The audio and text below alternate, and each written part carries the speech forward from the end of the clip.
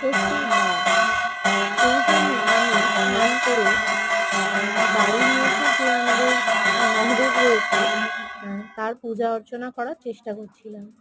জানি না কতটা ভক্তি ভরে হয়েছে। তারপরে বটগাছ ছিল, সেখানে ফুল দিয়েছি। তারপরে ছিল অশোক গাছ, তো অশ্বত্থ গাছ, তো সেখানেও আমি ফুল দিয়ে প্রণাম করেছি।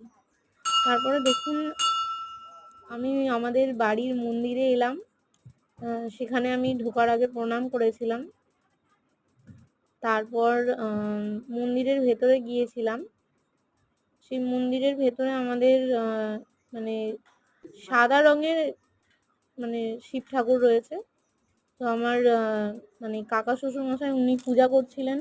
তো আমাকে বলেও দিচ্ছিলেন যে এইভাবে জল ঢালো। তো সেইভাবেই আমি ঠাকুরের মাথায় জল ঢালছিলাম।